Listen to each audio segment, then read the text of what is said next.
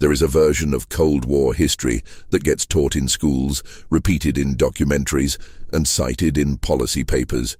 It is a version where two superpowers stared at each other across an ideological divide, where diplomats negotiated, where generals planned, and where the world somehow survived because rational actors made rational decisions at rational times. That version is incomplete in ways that matter. Not because it is entirely wrong, but because it leaves out the part where the systems designed to prevent catastrophe were themselves the closest thing to catastrophe that the 20th century produced. It leaves out the automated decisions, the sealed orders, the buried incidents, the projects that had no off switch, the contingency plans that assumed humanity had already failed. The Cold War was not mostly peaceful, it was mostly quiet. Those are not the same thing. What follows is an account of 25 programs, projects, systems, and institutional arrangements that were designed, funded, tested, and in several cases activated during the Cold War era. Many of them remained classified for decades. Some are still only partially declassified. Several were never officially acknowledged by the governments that created them. All of them share a common feature, which is that they were built to function after human civilization had been disrupted or destroyed.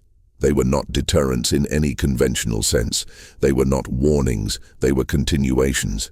They were the part of the war that was designed to outlive the people who started it. To understand why these programs existed, you have to understand the specific texture of institutional fear that governed American and Soviet strategic planning from roughly 1949 onward. The fear was not primarily emotional, it was procedural. It expressed itself in checklists, in authorization chains, in communication protocols, in the architecture of bunkers, and the design of command and control systems. The fear was that the other side might move first, and that the first move would be so devastating and so fast that the responding side would lose the ability to respond at all. This fear had a name in American strategic planning. It was called decapitation. The idea that a coordinated Soviet first strike could eliminate American political and military leadership so quickly and so completely that the United States would be unable to launch a retaliatory strike. The Soviets had an equivalent fear with an equivalent name. Both sides spent the better part of 4 decades building systems specifically to prevent decapitation from mattering. What that meant in practice was the construction of a parallel civilization. A civilization of bunkers and buried cables and hardened command posts and encrypted communication networks and delegated authority and automated triggers. A civilization that was not designed to be inhabited or used in any normal sense, but to persist, to keep the war going after the people at the top had been killed, to ensure that the act of destroying one side would not prevent that side from destroying the other. The logic was that if destruction was guaranteed regardless of who struck first, then striking first offered no advantage, and therefore neither side would strike first. This logic had a name too. It was called mutual assured destruction, and the projects that sustained it were among the most elaborate, most expensive, and most carefully hidden undertakings in the history of organized violence. The first of these projects to understand is not a weapon. It is a building. Or rather, it is a mountain. Raven Rock Mountain Complex, carved into the Blue Ridge Mountains near the Pennsylvania-Maryland border, was begun in 1950 and completed in the early 1950s at a classified cost that has never been fully disclosed. It was built to serve as an alternate Pentagon, a place where the leadership of the American military could survive a nuclear strike on Washington and continue to coordinate a response. The complex was excavated from solid granite, reinforced with steel, equipped with its own power generation, water supply, and air filtration systems. It could house hundreds of personnel for extended periods. It had its own hospital, its own dining facilities, its own communication systems connected to the wider network of hardened facilities that the United States government was constructing throughout this period. Raven Rock was not a secret in the sense of being unknown. Its existence was eventually acknowledged, but the details of its operations, its capacity, its specific communication links, and above all its protocols for when and how it would be used, remained classified for many years. What is known is that it was staffed continuously, that its communication systems were tested regularly, and that it represented the physical embodiment of a planning assumption that Washington would be destroyed and that something had to survive to give orders to whatever military forces remained. The assumption was not that nuclear war was unlikely. The assumption was that it was sufficiently likely to justify spending the money and the effort to ensure continuity of command after it happened. Connected to Raven Rock and to a broader network of similar facilities was a communication system that most Americans have never heard of and that the government declined to discuss for most of the Cold War. The Minimum Essential Emergency Communication Network, which went by the acronym MECN, was the umbrella designation for a set of redundant communication systems designed to allow National Command Authority, which meant the President and the Secretary of Defense, to communicate with nuclear forces even after a nuclear attack had destroyed conventional communication infrastructure. The components of this network included extremely low-frequency transmitters buried deep underground, because extremely low-frequency radio waves can penetrate seawater and reach submerged submarines. It included airborne command posts, aircraft that could serve as flying command centers. It included hardened ground-based relays. It included satellite links. The entire network was designed around a single operational requirement, which was that the order to launch nuclear weapons had to be able to reach the people with their fingers on the triggers, no matter what had happened to everything else. The existence of this network is significant, not because it was aggressive, but because of what it reveals about planning assumptions. To build a system that elaborate, that redundant, that expensive, you have to believe with some conviction that conventional communication will be destroyed. You have to be planning for a world where the surface has been struck, where cities are gone, where normal channels are gone, and where the only thing that matters is whether the submarines in the deep ocean received their launch orders. The network was built to make sure they did. It was built to make sure the war continued. While the Americans were building Raven Rock and its associated communication systems, the Soviets were undertaking something far larger and far more consequential. The Soviet program, known in the West by its Russian name as Perimeter and known to American intelligence by the designation Dead Hand, was one of the most significant and least discussed strategic programs of the Cold War era.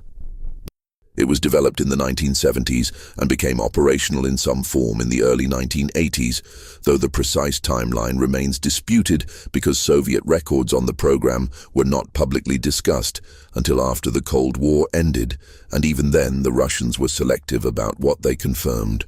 The fundamental concept of perimeter was this: if the Soviet Union was subjected to a nuclear attack severe enough to destroy its leadership and its conventional command and control infrastructure, a system of sensors and automated logic would detect that attack, verify it through a series of preset criteria, and then, if those criteria were met and if no human command had countermanded the system, issue launch orders directly to nuclear missiles, not to human commanders who would then issue orders directly to missiles.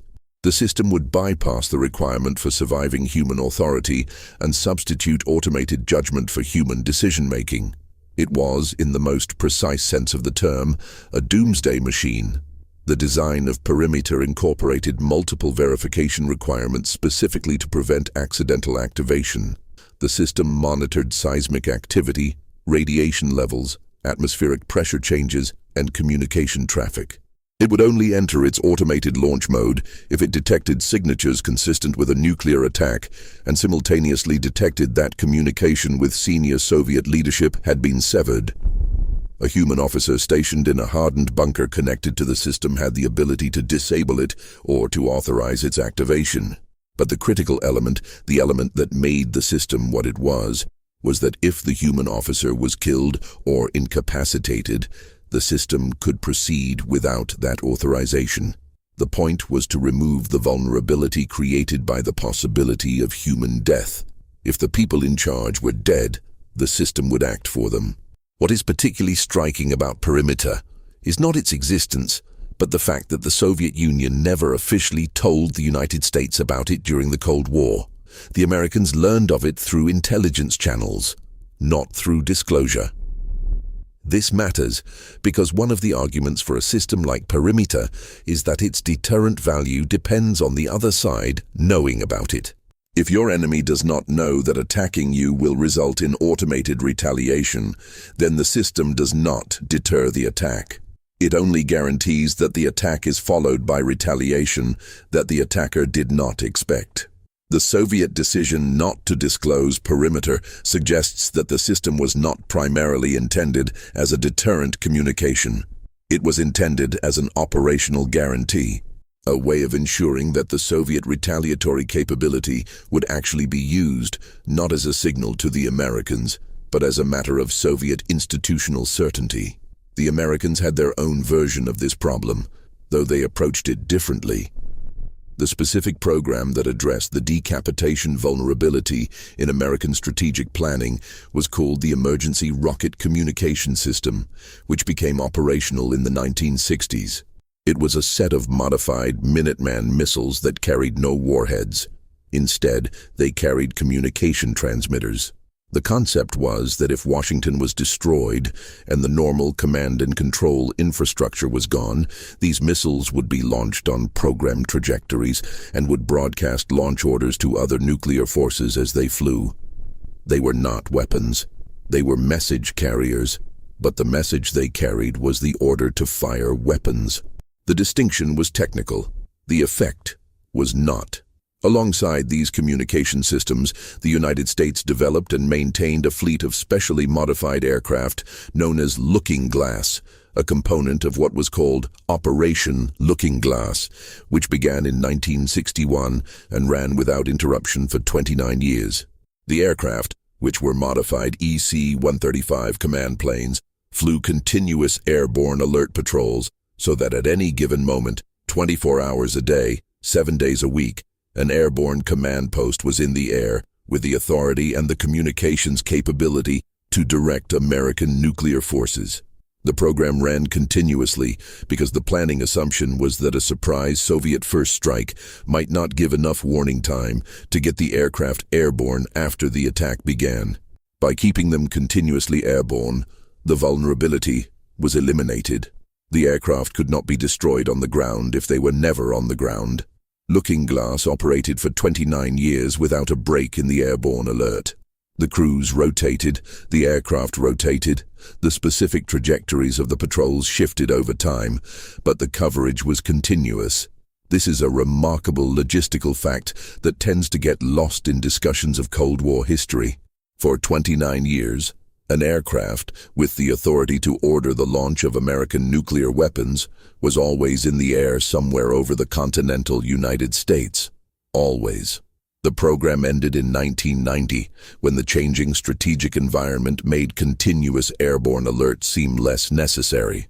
But for those 29 years, the sky itself was part of the command and control infrastructure, and the decision to end the patrols was itself a strategic decision about how much risk was acceptable in a world that was beginning very slowly to change. The Soviets, for their part, developed an airborne command system of their own, the Il-80, which served a similar function. But the Soviet approach to the problem of decapitation also included something the Americans did not build, which was a hardened underground railroad network specifically designed to move Soviet leadership and military command personnel to protected facilities in the event of a nuclear attack. The network, which connected Moscow to a series of hardened underground facilities in the surrounding region, was extensive enough and deep enough to be genuinely difficult to target even with the warhead yields that American planners were working with in the 1970s and 1980s. It was a recognition that the problem of leadership survival required not just buildings, but mobility, not just depth, but the ability to move without surfacing. The American equivalent of this problem was addressed in part through a program that is still not fully declassified, which involved the preposition of survival supplies, equipment, and in some cases personnel, at locations distributed across the country in a way that was specifically designed to ensure that some fraction of government capability would survive any plausible attack scenario. The logic was explicitly probabilistic. You could not guarantee that any particular facility would survive, but if you had enough facilities distributed widely enough, you could guarantee that some of them would survive. The goal was not survival of any particular person or any particular institution. The goal was survival of the capacity to function as a government, which was itself defined primarily in terms of the capacity to direct military forces. Connected to all of these programs was a classification and information control infrastructure that deserves to be understood as a program in its own right. The specific challenge that the Cold War created for classification was that many of the most sensitive programs were sensitive not because they contained technical secrets in the conventional sense, but because their existence implied strategic intentions and planning assumptions that both sides preferred not to make explicit. If the United States acknowledged that it had a system designed to continue fighting a nuclear war after Washington was destroyed, it was implicitly acknowledging that it believed nuclear war was a real possibility, which complicated diplomatic messaging. If the Soviet Union acknowledged perimeter, it was acknowledging that it had built an automated system that could start a nuclear war without human authorization, which was not a thing that any government wanted to have on record.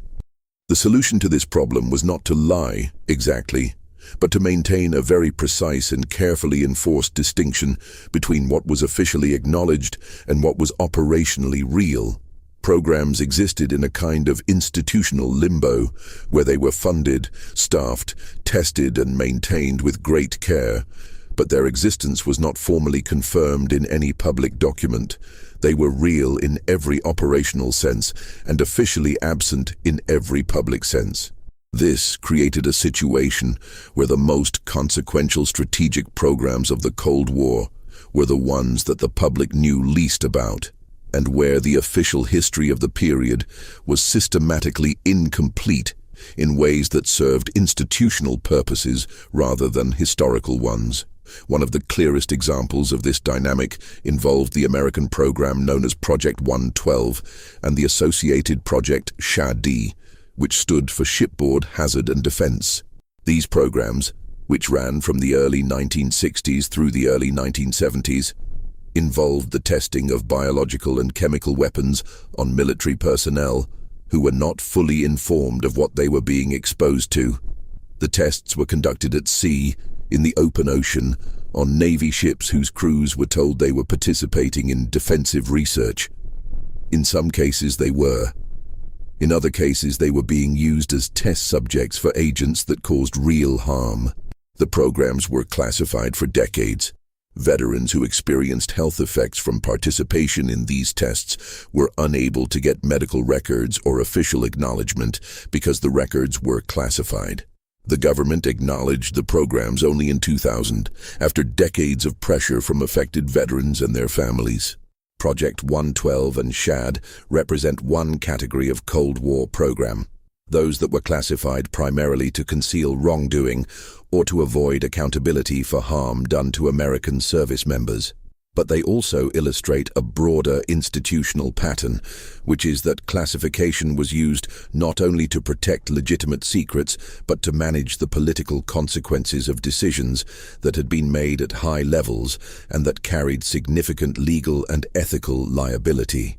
The same institutional apparatus that protected the existence of perimeter from public knowledge also protected the existence of programs like SHAD. The classification system served multiple masters simultaneously, and its use to protect legitimate strategic secrets made it harder to distinguish those secrets from the use of the same system to protect institutional misconduct. The chemical and biological weapons dimension of Cold War planning was itself a significant and largely hidden program. The United States maintained large stockpiles of chemical weapons throughout the Cold War, and the Soviet Union maintained even larger ones. What is less well known is the degree to which these weapons were integrated into operational planning, and the degree to which the logistics of maintaining and, when necessary, destroying these stockpiles created ongoing hazards that affected civilian populations near storage sites. The nerve agent VX, for example, was produced in large quantities at facilities in Arkansas, Colorado, and Alabama, and stored in a distributed network of depots that were eventually the subject of a protracted and expensive disposal program that extended well beyond the end of the Cold War. More troubling than the existence of these stockpiles was the evidence, which emerged gradually through declassified documents and investigative journalism, that chemical weapons had in some cases been used or tested in ways that were not officially acknowledged. Operation Sea Spray, a 1950 program in which the U.S. Navy released clouds of bacteria over the San Francisco Bay Area to test vulnerability to biological attack, exposed an unknown number of civilians to organisms that in some cases caused real illness. The program was classified. The exposure was not disclosed. When health effects appeared in the affected population, there was no official acknowledgement that a government program might have been responsible. The program was declassified in the 1970s after investigative reporting, and it became one of the foundational cases in the history of government medical experimentation without consent. The American biological weapons program itself, which was centered at Fort Detrick in Maryland and at a network of associated facilities, was officially terminated by executive order in 1969 and 1970, when President Nixon renounced biological weapons and ordered the destruction of American biological weapons stockpiles. The destruction was carried out largely, though the process was slow and the records of what was destroyed and how are incomplete in ways that made subsequent verification difficult. But the organizational and technical knowledge that had been accumulated over decades of program operation was not destroyed. The people who had worked on the program retained what they knew. The facilities were converted to other purposes, but the expertise persisted. This is a general pattern in weapons programs. Materials can be destroyed. Knowledge cannot.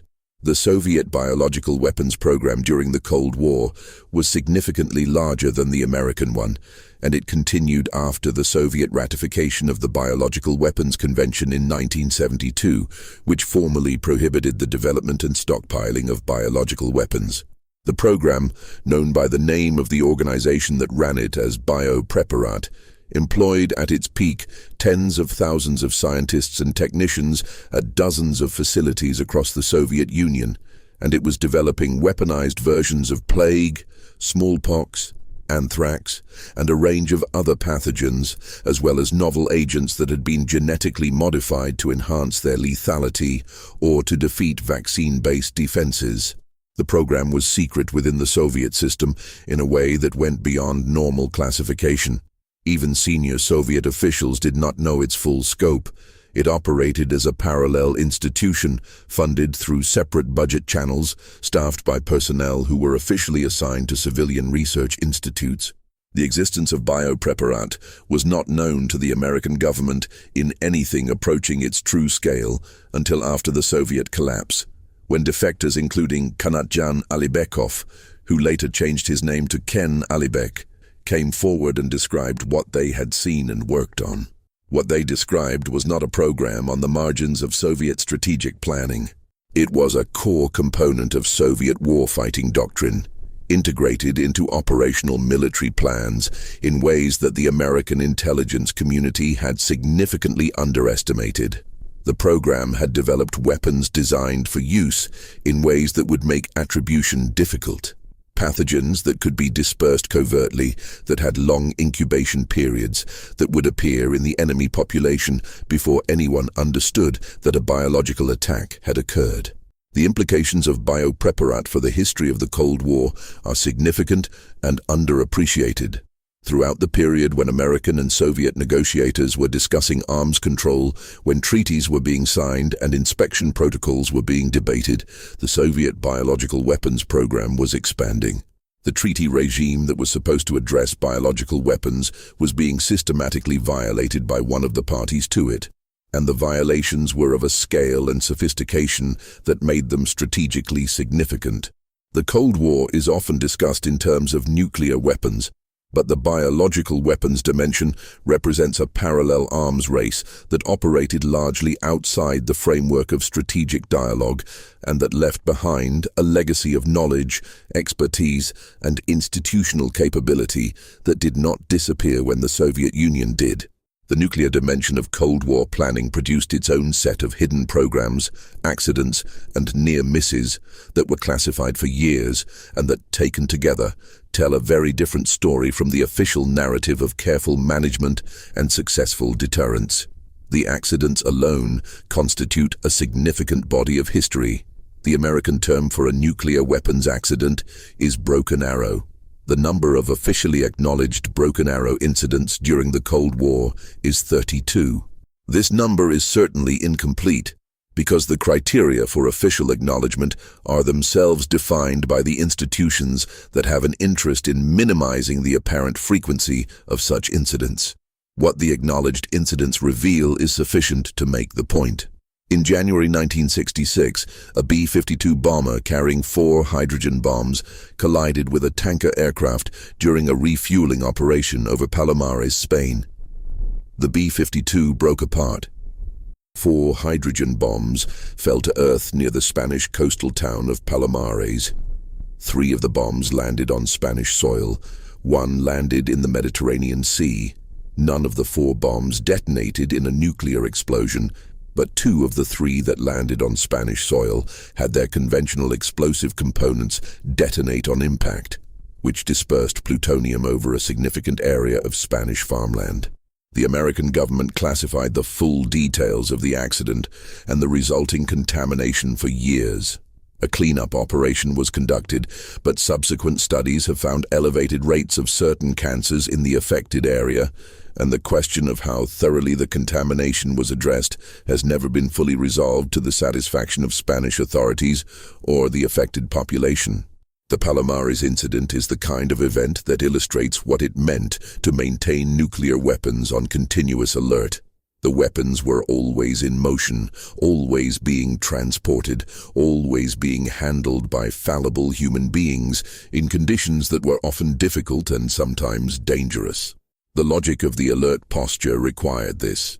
If the weapons were in secure storage facilities and needed to be moved to delivery systems only after a decision to use them had been made, then the time required for that movement created a window of vulnerability. An enemy who struck first might destroy the weapons before they could be made ready for use. Therefore, the weapons had to be kept in a ready state on aircraft that were in the air, on missiles that were on alert, on submarines that were at sea.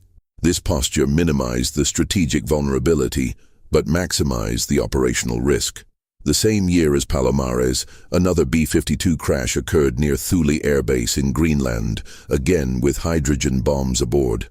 Again, no nuclear detonation occurred, but the crash and subsequent fire spread radioactive material over a significant area of Arctic ice. The cleanup operation, conducted in extreme cold, involved hundreds of American and Danish workers who were not fully informed of the radioactive hazard they were being exposed to. Subsequent health studies found elevated cancer rates among some of the workers, though the causal connection was disputed in ways that followed a familiar pattern, with government agencies arguing that exposures were within safe limits and affected workers arguing that the limits themselves were not conservative enough. What both accidents share, beyond the radioactive contamination, is a communication pattern that became characteristic of Cold War nuclear incidents. The immediate response was to classify the details and to manage public communication carefully, acknowledging enough to prevent wild speculation, but withholding enough to prevent clear understanding of what had actually occurred. The Spanish government was informed of the Palomares incident, but was provided with a public account that minimized the extent of contamination. The Danish government was informed of the Thule incident under similar conditions. In both cases, the host country governments were to some degree complicit in managing the public communication, because they had their own reasons for not having their citizens fully informed of what American nuclear operations on or near their territory actually involved. The Thule accident had an additional dimension that was classified for many years. The aircraft that crashed was part of a program called Chrome Dome. which maintained B-52 bombers on continuous airborne alert with nuclear weapons aboard, flying patterns over the Arctic that kept them within striking range of the Soviet Union at all times. The program had been running since 1960.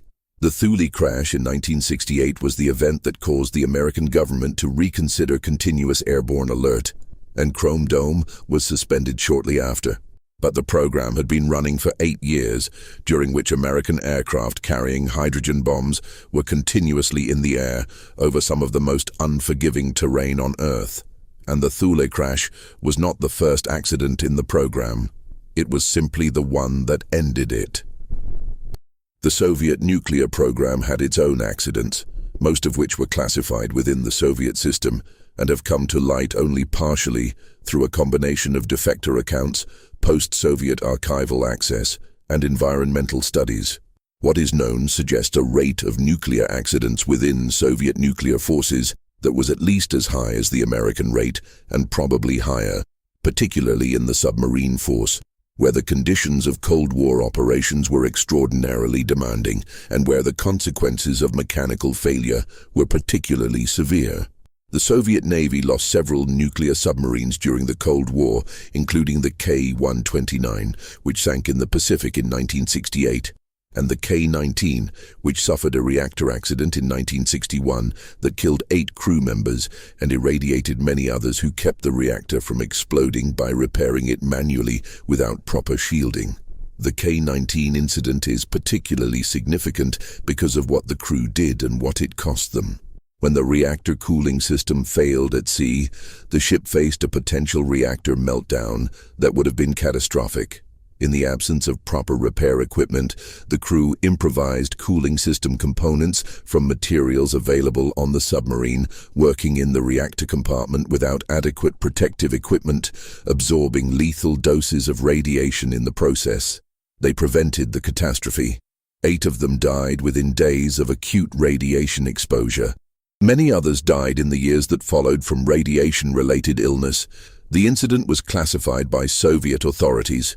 The crew was told to say nothing. Their medical records were marked in ways that obscured the cause of their illnesses. For years, they received no official recognition and no adequate medical care, because acknowledging their condition would have required acknowledging the accident. The story emerged only gradually, through the accounts of survivors who waited until the Soviet system had weakened enough to allow them to speak. The American government was aware of the K-19 incident through intelligence channels, having tracked the submarine's distress.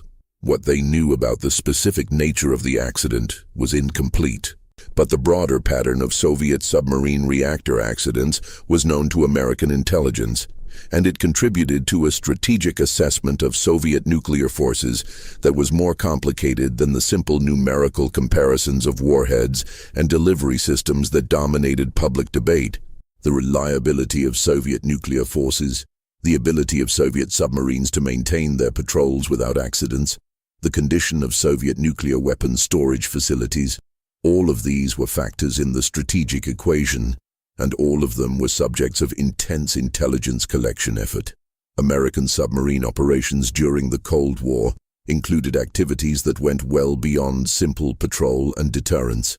The program known as Operation Ivy Bells, which ran from the early 1970s until its compromise by a former National Security Agency employee in 1980, involved American submarines placing wiretapping devices on Soviet undersea communication cables in the Sea of Okhotsk.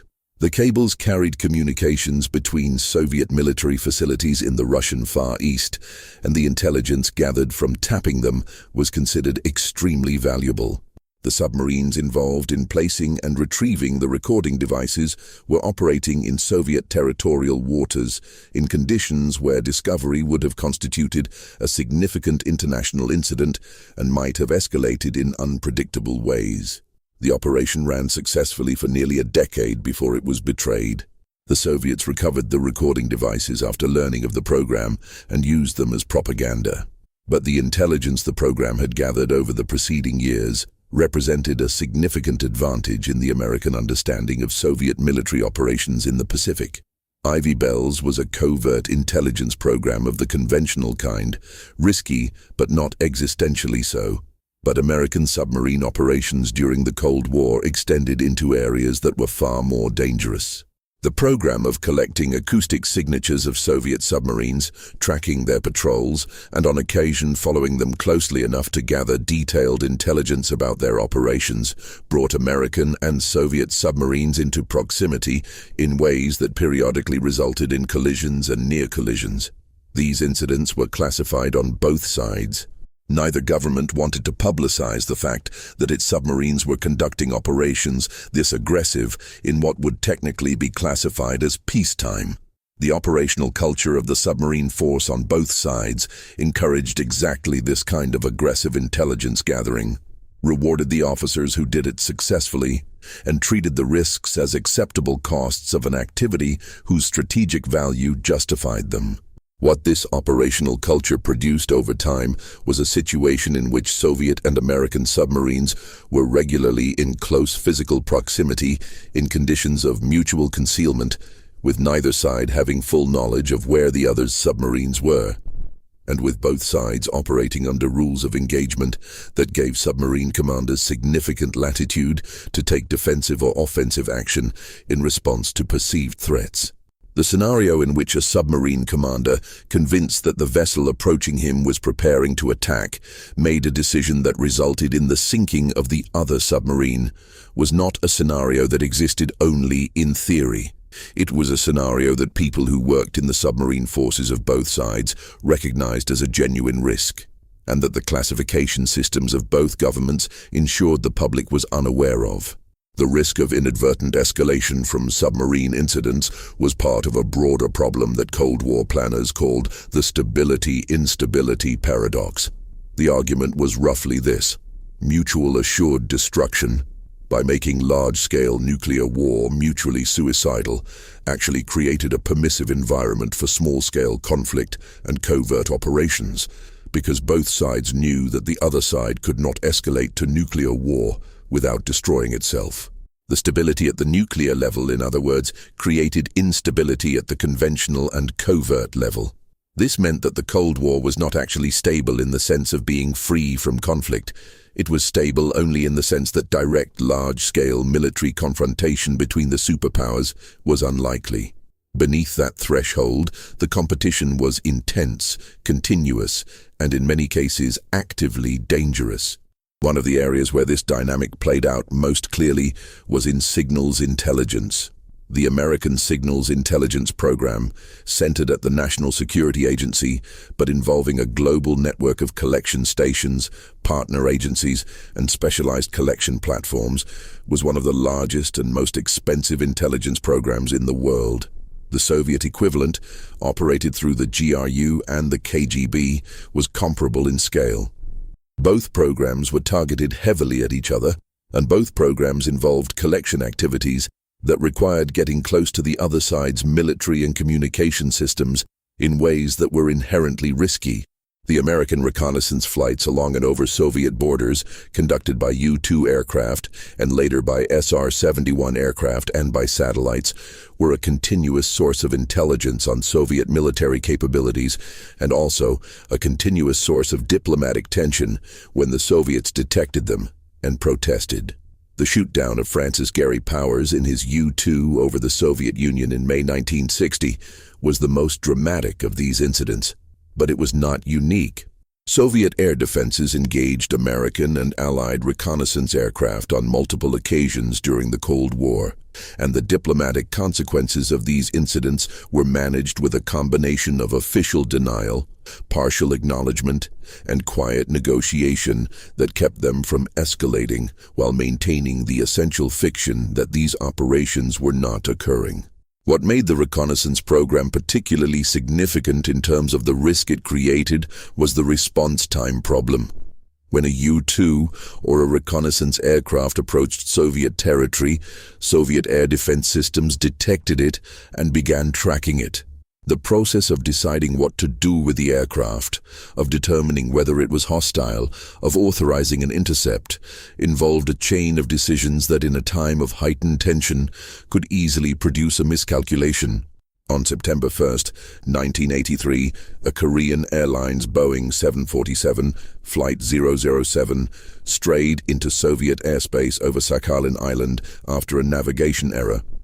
Soviet air defense forces tracked it, dispatched interceptors, attempted to communicate with it through standard radio channels.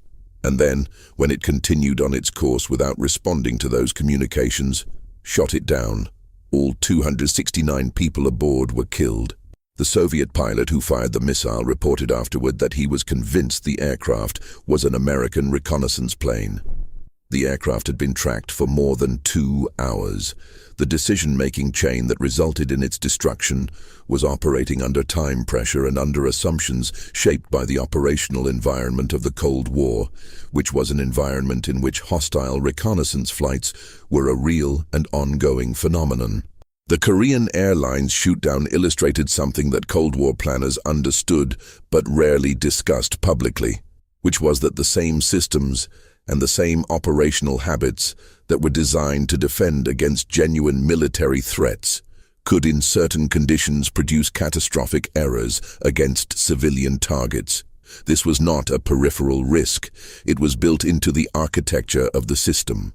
Air defense systems that were calibrated to shoot first and ask questions later, because asking questions first in the presence of a genuine nuclear delivery vehicle might mean not getting a second chance, were also calibrated in ways that made errors like the KAL 007 shoot-down structurally predictable. The American air defense system had its own history of false alerts and near misses that were classified for years. In November 1979, a training tape depicting a simulated Soviet nuclear attack was accidentally loaded into the computer system at NORAD, the North American Aerospace Defense Command, and the system began generating alerts indicating an actual Soviet attack. American nuclear forces went to a heightened alert status. The incident lasted several minutes before it was identified as an error. In the interim, American early warning systems were checking for corroborating evidence of an attack, and for a period of minutes, the possibility that the alert was real was being treated as genuine. Less than a year later, in June 1980, a faulty computer chip at NORAD generated false indications of a Soviet missile launch. The alerts propagated through the system, and again, American nuclear forces went to a heightened alert status before the false alarm was identified. The chip that caused the problem cost 46 cents. The investigation that followed determined that the alert system lacked adequate safeguards against exactly this kind of failure. On the Soviet side, the most significant false alert incident occurred in September 1983, just 2 weeks after the KAL 007 shoot-down, when a Soviet early warning satellite detected what appeared to be the launch of 5 American intercontinental ballistic missiles. The officer on duty at the Soviet Early Warning Command Center was Lieutenant Colonel Stanislav Petrov. His job was to report the alert to his superiors, who would then have a small number of minutes to decide whether to recommend a retaliatory launch. Instead of reporting the alert as a genuine attack, Petrov held, he judged based on factors including the small number of missiles the system showed being launched, that the alert was likely a false alarm. His judgment was correct. The system had detected reflections of sunlight off clouds and interpreted them as missile exhaust plumes. The Petrov incident is significant for multiple reasons. One is that it illustrates how close the automated warning systems came to generating the conditions for a retaliatory launch based on a sensor error. Another is that Petrov's decision not to report the alert as genuine was itself a violation of his standing orders, which required him to report it. He made a judgment call that his protocol did not permit him to make, and that judgment call was correct. And the fact that it was correct is in some important sense a matter of luck, because the factors that led him to doubt the alert were not definitively diagnostic. A genuine attack of the kind depicted might have begun with a small number of missiles. He could not rule that out. He chose to treat it as a false alarm, and he was right, and the world did not end. Petrov was not rewarded for his decision. He received criticism for failing to follow protocol and for failing to document the incident properly in the immediate aftermath. His superior officers were not eager to draw attention to an incident that illustrated how close the system had come to a catastrophic error. And Petrov's own uncertainty about whether he had done the right thing reflected a genuine ambiguity. He had violated his orders. The fact that violating his orders was the correct decision was not something that Soviet institutional culture was equipped to acknowledge comfortably. The incident was classified. It remained classified until after the Soviet collapse, when Petrov gave interviews in which he described what had happened. The American and Soviet early warning systems and the false alerts they periodically generated existed within a strategic planning environment that had established what were called launch-on-warning postures. The concept was that in order to avoid having nuclear missiles destroyed in their silos before they could be launched, a decision to launch could be made based on early warning indicators rather than waiting for confirmed detonations on American or Soviet territory. Launch-on-warning was attractive as a strategic concept because it preserved the retaliatory capability.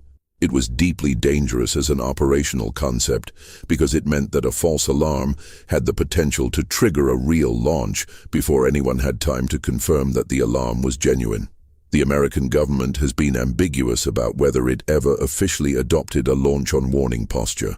The language in official documents tends to be carefully constructed to avoid a clear answer to this question.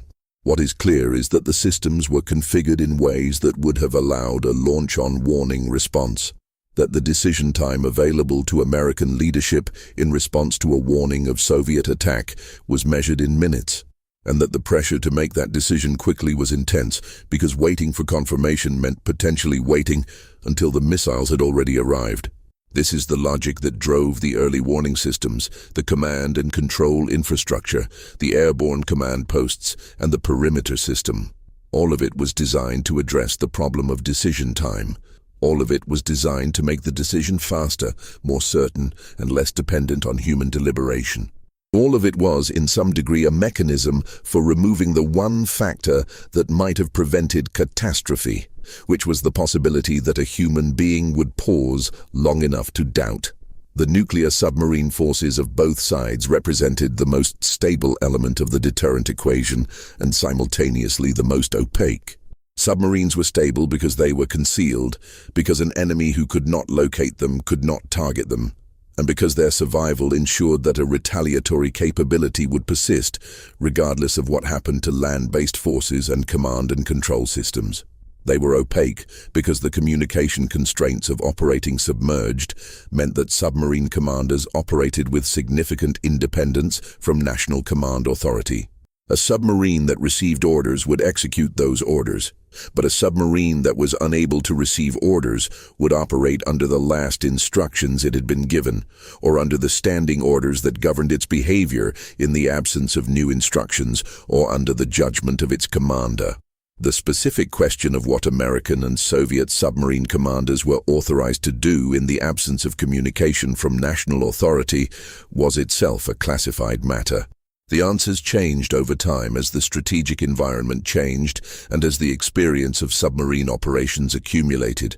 What is known is that both sides faced a genuine dilemma. If you gave submarine commanders too much authority to act independently, you created the risk that a submarine commander who had lost communication and who interpreted ambiguous intelligence as evidence of an attack would launch nuclear weapons without authorization. If you gave them too little authority, you created the risk that a submarine that had survived a nuclear attack but could not communicate with surviving national authority would be unable to retaliate. Both sides resolved this dilemma in different ways at different times, and the resolution was never fully public. What is known from partial declassification and from the accounts of former submarine officers is that there were periods during the Cold War when American submarine commanders had considerable pre-delegated authority to launch nuclear weapons under certain circumstances, and that this authority was at various times expanded and contracted as the strategic picture changed. The existence of pre-delegated authority to launch that existed in the absence of a specific order to do so, was a direct consequence of the decapitation problem. If you could not guarantee that national authority would survive to issue orders, you had to ensure that the orders could be executed without that authority. But giving that authority to submarine commanders was itself a significant risk, one that was managed through training, through the two-person rule requiring two officers to agree before launch could occur, and through the careful selection of commanders whose judgment was trusted. The question of whether those mechanisms were sufficient was one that could only be answered definitively in the event that they were needed, at which point the answer would be academic. The land-based missile forces of both sides were subject to their own set of hidden incidents and close calls. The American Minuteman missile force, deployed in hardened silos across the Great Plains, was designed to be survivable in a limited sense, survivable enough to complicate Soviet targeting calculations, while being responsive enough to launch quickly in response to an order. The missile crews who manned the launch control centers, sitting in capsules buried beneath the ground in pairs, were in a situation of profound isolation and continuous psychological pressure. Their job was to be ready to turn keys and launch nuclear missiles at a moment's notice, and to be ready to do this day after day, month after month, for the duration of their tour. The psychological demands of this situation were significant, and the Air Force addressed them through a combination of crew selection, psychological screening, and a continuous evaluation process that monitored the performance and mental health of missile crews. What the Air Force also discovered through this monitoring process was that some missile crews found ways to subvert the security requirements that governed their access to launch codes and launch procedures. The most significant investigation of this kind, which became public through investigative journalism, found that crews at multiple bases had developed practices of sharing launch codes and of leaving classified materials in unsecured conditions in ways that would have allowed a single individual to launch missiles without the required second authorization.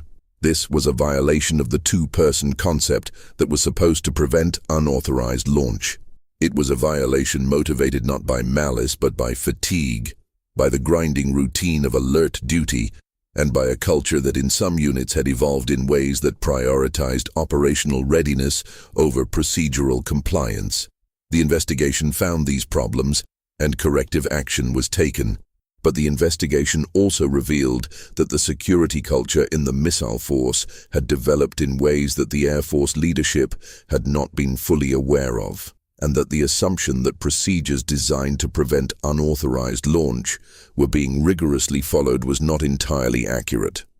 The Soviet missile force had its own equivalent problems, though the details are less well documented because Soviet military culture was less inclined toward the kind of internal investigation and external scrutiny that produced the American findings.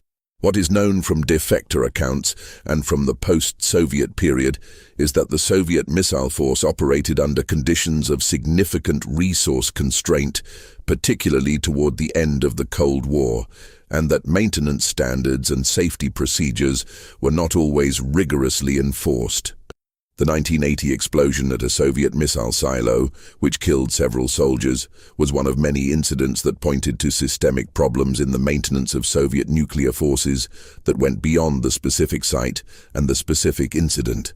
The American nuclear weapons program had its own equivalent of Soviet resource constraint problems in a different form. The sheer number of nuclear weapons in the American stockpile, which peaked at more than 30,000 warheads in the late 1960s, meant that the logistics of maintaining, transporting, and accounting for all of them were genuinely complex. The Department of Energy, which was responsible for nuclear weapons production and maintenance, and the Department of Defense, which was responsible for deploying and operating them, did not always have complete and consistent information about the location and condition of all weapons in the stockpile. The studies conducted in the 1970s found that the accounting systems used to track nuclear weapons were inadequate in ways that created genuine uncertainty about whether all weapons were where they were supposed to be. This accounting problem was addressed through improvements in inventory systems, but it pointed to something broader about the nature of a nuclear arsenal of that scale. When you have tens of thousands of nuclear weapons distributed across dozens of facilities, on hundreds of aircraft, in dozens of submarines, at weapons storage sites around the world, managed by a bureaucracy of hundreds of thousands of people, the possibility of errors, of weapons being lost, of weapons being in conditions different from what the paperwork indicated, was not trivial. The official position was that all weapons were accounted for and secure. The unofficial position, accessible through declassified studies and the accounts of people who worked in the system, was more complicated. One of the most significant and least discussed dimensions of the Cold War nuclear programs was the environmental legacy of nuclear weapons production. The facilities that produced American nuclear weapons, including the Hanford site in Washington state, the Savannah River site in South Carolina, the Rocky Flats plant near Denver, and a network of other facilities, released large quantities of radioactive material into the surrounding environment over the course of their operation. Some of these releases were accidents. Many of them were deliberate, the result of decisions to dispose of radioactive waste in ways that were understood to carry some risk of environmental contamination, but that were judged to be acceptable given the production pressures of the arms race. The full extent of this contamination was classified or simply not tracked, and the cleanup of these sites, which began in earnest only after the Cold War ended, has cost hundreds of billions of dollars, and in some cases is expected to continue for centuries. The Hanford site, which produced plutonium for American nuclear weapons from the 1940s onward, is the most significant example of this problem. The site contains vast quantities of highly radioactive waste stored in underground tanks, some of which have leaked into the soil and groundwater. The cleanup of Hanford is the most expensive environmental remediation project in American history and is expected to take well into the 22nd century. The people who made the decisions about waste disposal at Hanford were not acting recklessly in their own estimation. They were acting under production pressure, in a context where the priority was weapons production, and where the long-term environmental consequences of their decisions were either not understood or were understood and accepted as a cost of the strategic program. The classification of much of what happened at Hanford meant that the people who lived near the site were not aware of what was being released into their environment. Studies of cancer rates in communities near Hanford have shown elevated rates of certain thyroid cancers and other conditions that are consistent with radioactive iodine exposure. The Soviet equivalent of Hanford was the Mayak Production Association facility in the southern Urals, which was even more severely contaminated than Hanford as a result of years of plutonium production. The Kishtim disaster of 1957, in which a chemical explosion in a nuclear waste storage tank released large quantities of radioactive material into the surrounding region, was one of the most significant nuclear accidents of the Cold War era. The accident was classified by Soviet authorities. The affected population was not informed of what had happened. Some villages in the contaminated area were evacuated, but the evacuees were not told why. The contamination spread across a significant area and affected the Teka River system that was a water source for communities in the region. The medical effects on the affected population were studied by Soviet researchers who were required to keep their findings classified. The Kishtim disaster was not unique in the history of Soviet nuclear production. Mayak had released large quantities of radioactive material into the Teka River through routine dumping of waste before the 1957 explosion, and this routine contamination had affected riverside communities for years before the accident. The Soviet government's response to both the routine contamination and the 1957 accident was to classify the information, to move some of the affected population without explaining why, and to conduct medical research on the affected communities that was itself classified. This research had some value as a study of radiation effects on human health, but its value was realized at the cost of the health of the people studied, who were exposed to radioactive contamination that could have been reduced or avoided if different decisions had been made about waste disposal, and who were not informed of their situation in ways that would have allowed them to take protective measures. The classified medical research conducted on populations affected by nuclear contamination, both in the Soviet Union and in the United States, represents a specific category of Cold War secrecy that is particularly troubling. In the American context, the most discussed example is the Atomic Energy Commission's funding of radiation experiments on human subjects during the 1940s and 1950s. Which included experiments in which radioactive materials were administered to patients, prisoners, and in some cases mentally disabled individuals without their informed consent. These experiments were conducted by legitimate researchers at major medical institutions and funded by the federal government, and their purpose was to understand the health effects of radiation exposure in ways that would be useful for both military and medical applications. The experiments were classified, and the subjects were not informed of what was being done to them.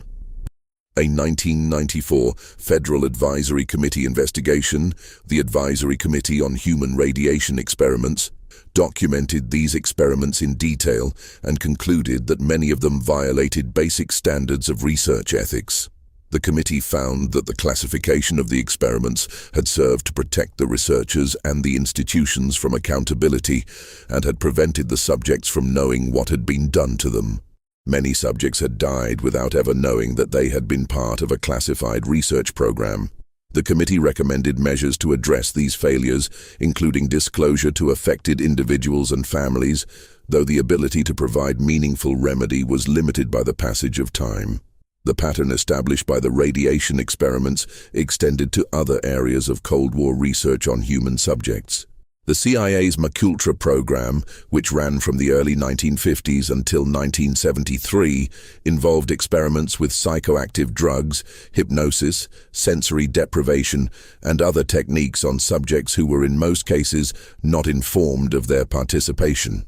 The program was motivated by Cold War concerns about Soviet and Chinese mind control techniques and the possibility that American prisoners of war might be subjected to such techniques.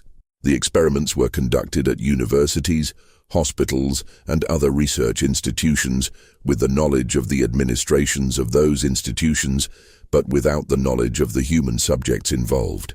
When the program was exposed through congressional investigations and Freedom of Information Act requests in the mid-1970s, many of the records had been destroyed on the orders of the CIA director, which meant that the full scope of the program and the identities of all subjects could never be determined.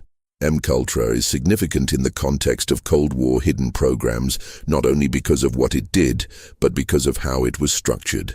The program used a network of fronts, cutouts, and institutional relationships, specifically designed to conceal the CIA's involvement and to prevent the program from being identified if any individual component was exposed. This structure reflected a sophisticated understanding of how to conduct classified programs in ways that minimize the risk of exposure, and it was applied to a program that involved systematic violations of research ethics and the rights of human subjects. The use of these techniques in this context illustrates how the methods developed for legitimate intelligence operations were applied to activities that would not have survived public scrutiny. The American and Soviet programs for psychological operations, influence, and propaganda during the Cold War were extensive and in many cases operated through mechanisms that were not publicly acknowledged. The American covert propaganda program, operated through the CIA and coordinating with private foundations, media organizations, and cultural institutions, funded a wide range of cultural and intellectual activities during the 1950s and 1960s with the goal of demonstrating the superiority of American democratic and cultural values compared to Soviet communism. The program included funding for literary journals, art exhibitions, academic conferences, and in some cases entire organizations, without the recipients knowing that the funding came from the CIA. When the program was exposed in 1967, it produced significant controversy about the relationship between intelligence operations and cultural life, and about the integrity of institutions that had accepted classified government funding without disclosing this to their audiences or members. The Soviet equivalent propaganda program, operated through the KGB's Active Measures Division, was even more aggressive and less constrained by concerns about exposure. Soviet active measures included the fabrication of documents, the planting of false stories in media, the funding of front organizations, the use of agents of influence in foreign governments and media institutions, and in some cases, operations designed to damage the reputations of individuals or institutions that were considered threats to Soviet interests. The scale and sophistication of the Soviet active measures program was not fully appreciated in the West during the Cold War, partly because Soviet operations were conducted with significant operational security, and partly because Western governments had their own covert propaganda programs whose exposure would have undermined the moral argument against Soviet disinformation. One of the most ambitious and least discussed components of Cold War civil defense planning was the American Program for Continuity of Government, which extended well beyond the construction of facilities like Raven Rock to encompass a comprehensive plan for maintaining governmental function during and after a nuclear attack. This plan included pre-designating successors to the president, who would operate from protected facilities, arrangements for the emergency broadcast system to provide civil direction to surviving populations, pre-positioned supplies and equipment at distributed locations, and detailed plans for how constitutional government would be maintained in a post-attack environment. The details of continuity of government planning were classified, but the existence of the planning was publicly known in a general way. What was not publicly known was how extensive and how specific the planning was, or how it had evolved over time in response to changes in the threat environment. By the 1980s, the Reagan administration had expanded continuity of government planning significantly, including the development of plans that involved highly classified arrangements for the activation of emergency government structures that operated outside normal constitutional channels. The specific details of these arrangements remain classified in significant part, but what has emerged through investigative journalism and partial declassification is that the plans involved the pre-positioning of small groups of individuals at protected locations with broad authority to act on behalf of the government in an emergency, including authority that would normally require congressional approval. The constitutional and legal dimensions of these arrangements were never publicly debated during the Cold War because they were classified. The question of whether emergency government arrangements that bypassed normal constitutional structures were themselves constitutional, and whether the people who developed them had the legal authority to do so, was a question that was answered internally by the executive branch without external oversight. Congressional oversight of these programs was limited, and some senior members of congressional leadership who became aware of elements of the planning expressed serious concerns about whether the arrangements were consistent with the constitutional order they were supposed to preserve. The question of what constitutional government meant in a post-nuclear attack environment was itself a question that the planners had to grapple with. If Congress was destroyed, if the Supreme Court was destroyed, if most of the executive branch was destroyed, the surviving fraction of government would be governing a country that had experienced a catastrophe of a scale that had no precedent in American history. The plans for managing this situation necessarily involved improvisation, assumption of authority that would not have been legitimate in peacetime, and the suspension of normal legal and institutional constraints in the interest of maintaining some form of governmental function. The people who wrote these plans were aware of the tension between these requirements and the constitutional principles they were supposed to serve. The tension was not resolved. It was managed by classifying the plans and not discussing them publicly. The Soviet continuity of government program was even more extensive than the American one, partly because Soviet political culture was less concerned with the constitutional niceties that complicated American planning, and partly because the scale of the Soviet program reflected a different set of assumptions about what needed to survive and for what purpose. The Soviet program involved not only hardened facilities for political and military leadership, but what amounted to a parallel administrative infrastructure that could, in theory, continue to function as a governmental system, even if the normal governmental infrastructure had been destroyed. This parallel infrastructure included pre-positioned stocks of resources, pre-designated chains of authority, and in some cases entire communities of people who were maintained in readiness for the possibility that they would be the surviving nucleus of a reconstituted Soviet system. The specific nature of what the Soviets planned to do with this infrastructure, if it had been needed, is not fully known in the West. But the scale of the investment suggests that Soviet planners were seriously engaged with the question of not just surviving a nuclear war, but continuing to function as a political system afterward, in ways that went beyond what American planners typically assumed was achievable. This difference in planning assumptions reflected a deeper difference in how the two sides thought about nuclear war. American strategic culture, particularly as it developed from the 1960s onward, became increasingly focused on the concept of deterrence and on avoiding nuclear war. Soviet strategic culture, drawing on a military tradition shaped by the experience of catastrophic losses in conventional war, was more focused on the concept of fighting and surviving a nuclear war if deterrence failed. This difference had practical consequences for how both sides structured their forces and their plans.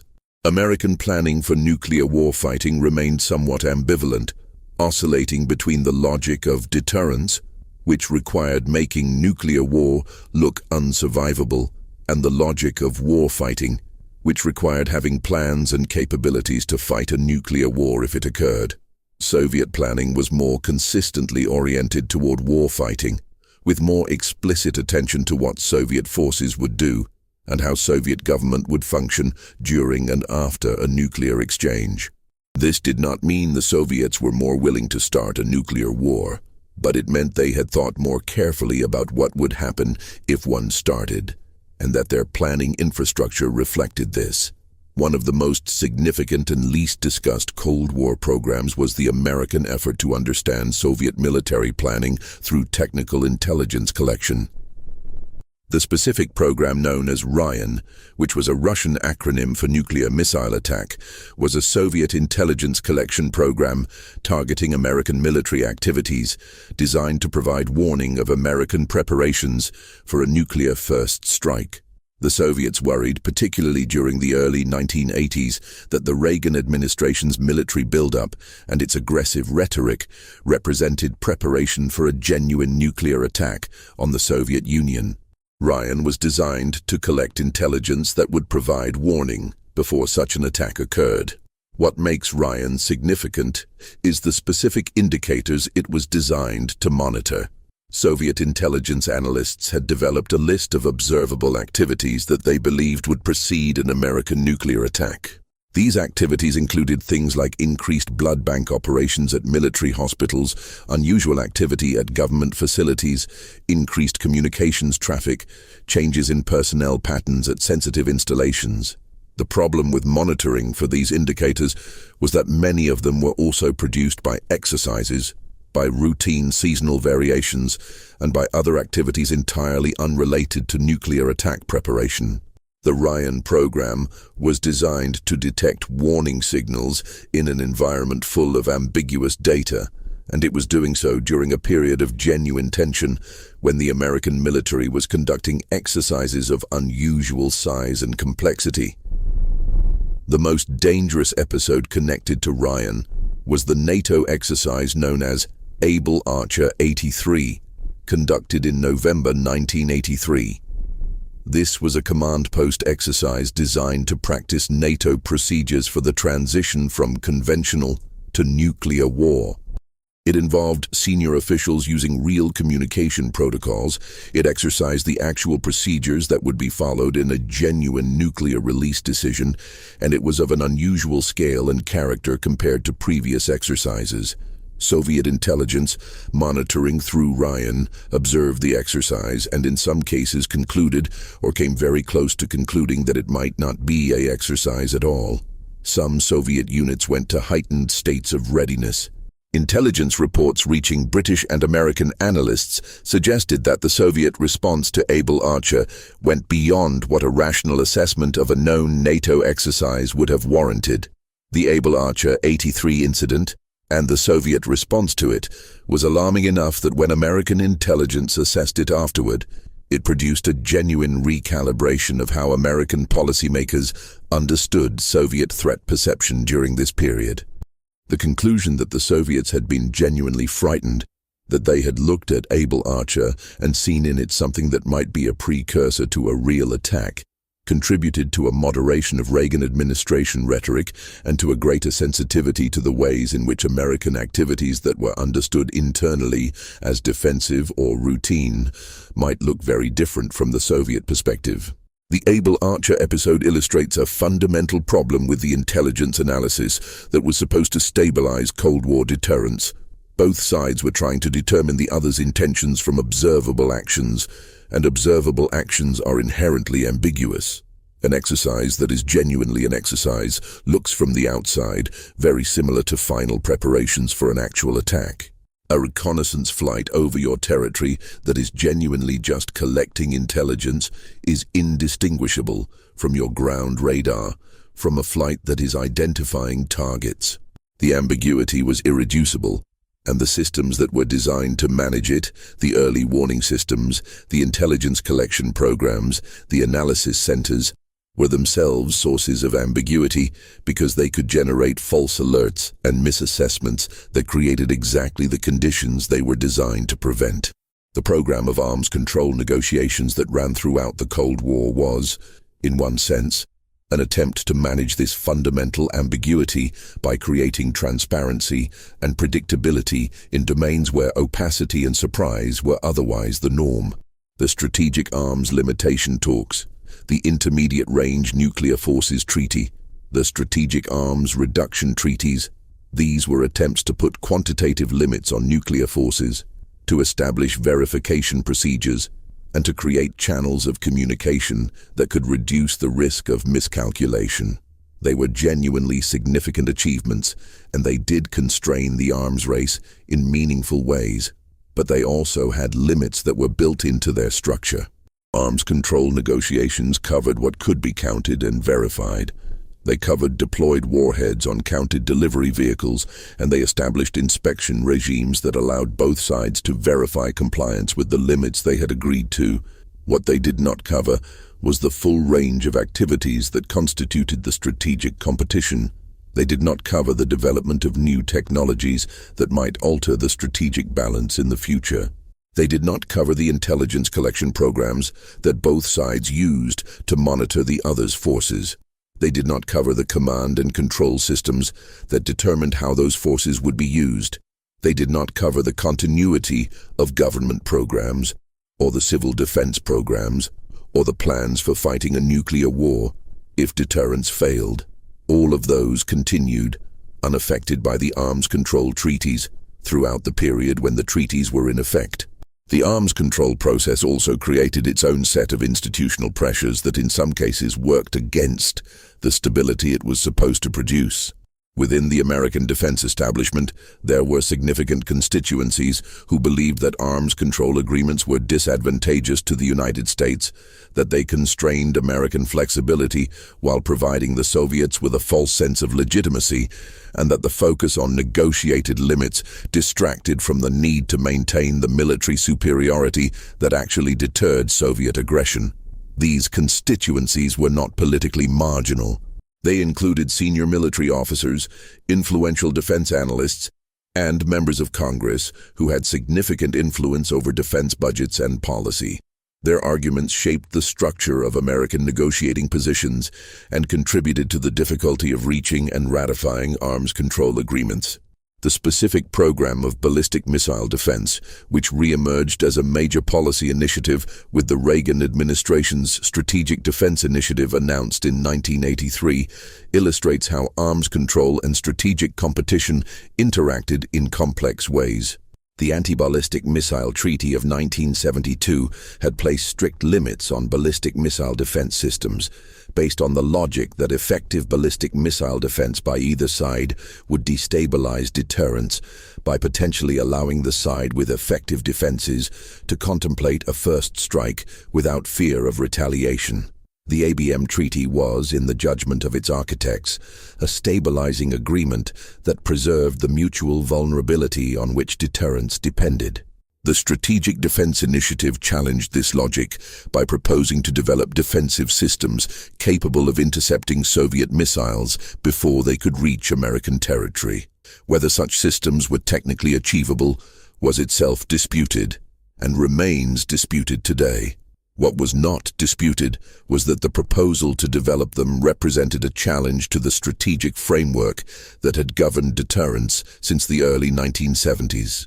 The Soviets responded to SDI with a combination of public opposition and private concern, and they accelerated programs to develop countermeasures that would defeat any defensive system the Americans might build.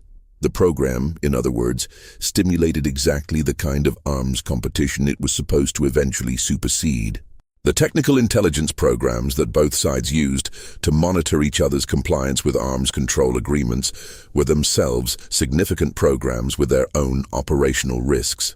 The American NRO satellites that provided imagery of Soviet military facilities, the signals intelligence collection programs that monitored Soviet military communications, the human intelligence networks that provided information on Soviet intentions and capabilities, all of these were components of a vast intelligence apparatus that was focused primarily on the Soviet Union, and that represented one of the largest sustained intelligence collection efforts in history.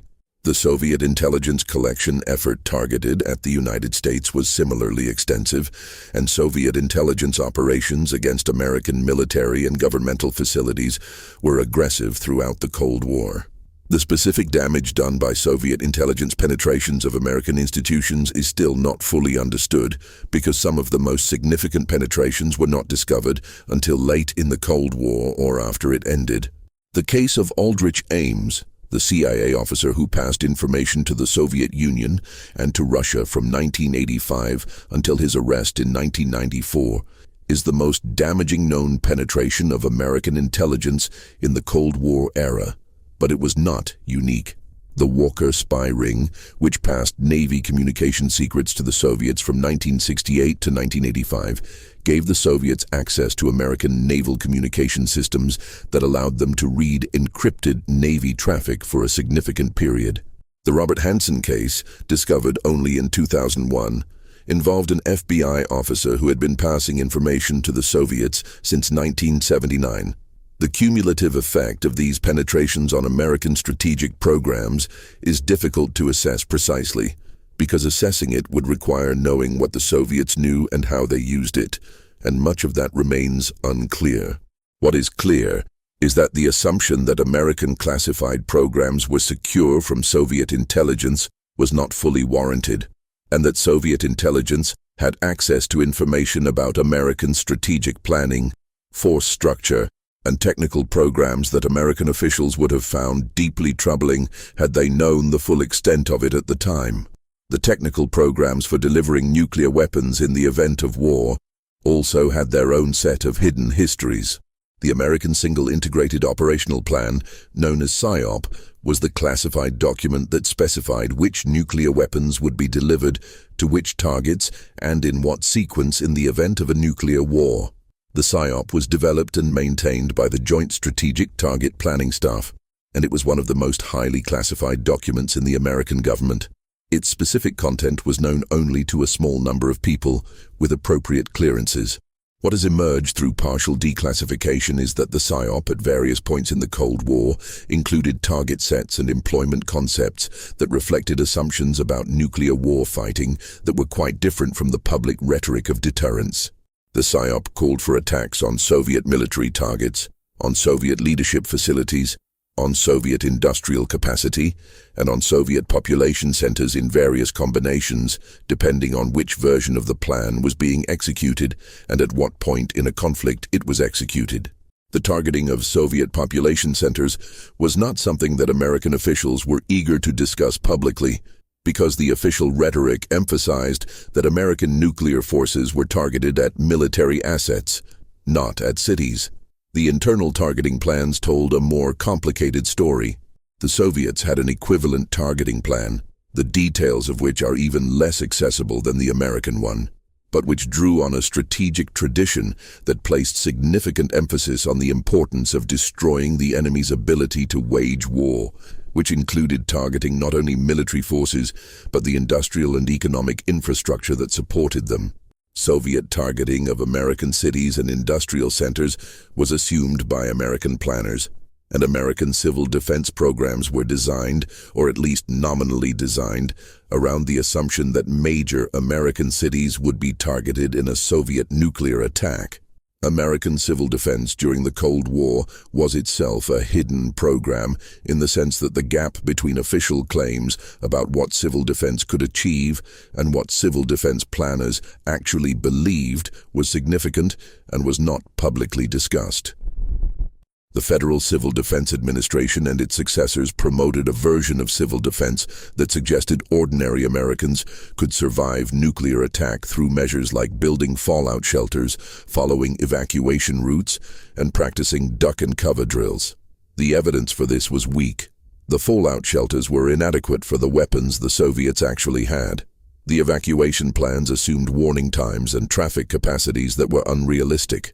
The duck and cover drills were appropriate for small nuclear weapons and provided negligible protection against the thermonuclear weapons that constituted most of the Soviet arsenal by the late 1950s. The people who knew this, and they were widespread in the civil defense planning community, were not in a position to say it publicly without undermining the civil defense program. And the civil defense program, whatever its actual protective value, served a political and psychological function by demonstrating that the government was taking steps to protect the civilian population. The alternative, which was to acknowledge publicly that in the event of nuclear war most of the American population would die, regardless of what the government did, was politically untenable. So the official position maintained that civil defense was meaningful, and the internal assessments that showed it were classified. The Soviet civil defense program was larger than the American one and more seriously pursued, though its actual effectiveness was similarly limited. The Soviets invested substantially in hardened shelters for selected populations in major cities, in programs to train civil defense workers, and in plans to evacuate urban populations to areas outside the expected nuclear target zone. Soviet civil defense planning was integrated into military planning in ways that suggested Soviet planners genuinely believed that a significant fraction of the Soviet population could survive a nuclear war if civil defense measures were implemented effectively. American analysts who studied Soviet civil defense were divided about how seriously to take it. Some argued that it reflected genuine Soviet belief in the survivability of nuclear war, and therefore contributed to Soviet willingness to contemplate a first strike. Others argued that it was primarily a civil preparedness program with limited actual military significance. The question of what Cold War nuclear war would actually have meant for human civilization was addressed in a classified study conducted for the American government in the early 1980s that reached conclusions significantly more severe than the public discussion of nuclear war effects at the time. The study, which examined the effects of large-scale nuclear exchange on global climate, concluded that the smoke and particulate matter injected into the atmosphere by burning cities and forests would significantly reduce solar radiation reaching the Earth's surface for months to years, leading to global temperature reductions, disruption of agriculture, and potential famine affecting populations far from the zones of immediate nuclear destruction. This phenomenon, which became publicly known as nuclear winter when researchers published related findings in 1983, had implications for nuclear strategy that were not comfortable for planners on either side. If nuclear winter was a real effect, it meant that a large-scale nuclear exchange would not simply destroy the target countries. It would damage the global climate in ways that might affect all human populations, including those in countries that had not been involved in the conflict. The people who launched nuclear weapons would not merely be killing their enemies. They would potentially be triggering a global agricultural collapse that would kill people everywhere. This implication was discussed within government, and it contributed to the conversations about the limits of nuclear warfighting, but it did not produce the kind of public policy revision that its implications arguably warranted. partly because the certainty of the nuclear winter effect was itself uncertain, and partly because acknowledging the implications too explicitly would have complicated the entire framework of deterrence that Cold War strategy rested on. The chemical weapons programs of both sides had their own set of incidents and hidden histories. The American decision to dispose of large quantities of chemical weapons through ocean dumping, conducted through a program called Operation Chase, an acronym for Cut Holes and Sink 'em, involved sinking ships laden with chemical weapons munitions in the Atlantic Ocean. The operation was conducted through the 1960s and early 1970s and involved the disposal of thousands of tons of chemical agents, including nerve agents and mustard gas. The locations of the dump sites were classified. The long-term environmental effects of the sunken munitions were not fully studied at the time and have not been fully studied since.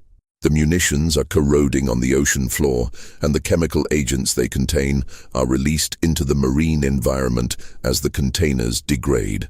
The Soviet chemical weapons disposal program left a similar legacy of buried and abandoned munitions, storage facilities, and contaminated sites distributed across the former Soviet Union, and in some cases in Eastern European countries where Soviet forces had been stationed.